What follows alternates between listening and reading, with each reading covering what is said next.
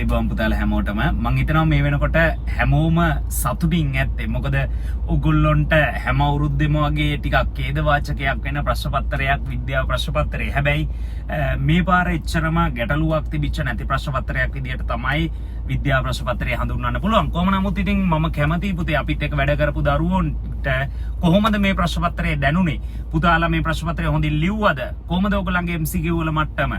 හරි ඔය කියන කාරණා ටික දැනගන්නත් කැමති. ඒ නිසා සියලුම දරුවෝ අද දවසේ ප්‍රශ්න පත්‍රය ගැන ඔයා දරන අදහස මොකක්ද? ඒ වගේම ඔයාට අපිත් එක්ක වැඩ කරලා මේ ප්‍රශ්න පත්‍රයට පහසුවෙන් මුහුණ දෙන්න පුළුවන් වුණාද?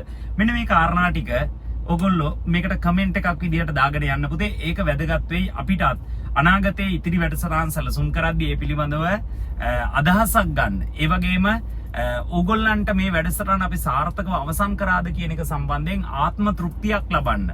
ඔය කියන කාරණාවලටත් මේක වැදගත් වෙයි. ඉතින් ඔයගොල්ලන්ට සුබ පතනවා ඉතිරි ප්‍රශ්න පත්‍රات මේ විදියටම හොඳට මුහුණ දෙන්න හැකියාව ලැබෙන්න කියලා. එහෙනම් අපේ දරුවෝ ටික පුංචි කමෙන්ට් එකක් දාගෙන යමු. කොහොමද අද දවසේ මේ ප්‍රශ්න පත්‍රයේ ඔයාගේ හදවතට දැනුනේ කොහොමද අපේ පන්තිය කියන කාරණය පුංචි කමෙන්ට් එකකින් ලබා දෙන්න මේ වීඩියෝ එකටම. එහෙනම් හැමෝටම අයිබෝන් සර්ණයි ජය වේවා පුතාලා හැමෝටම.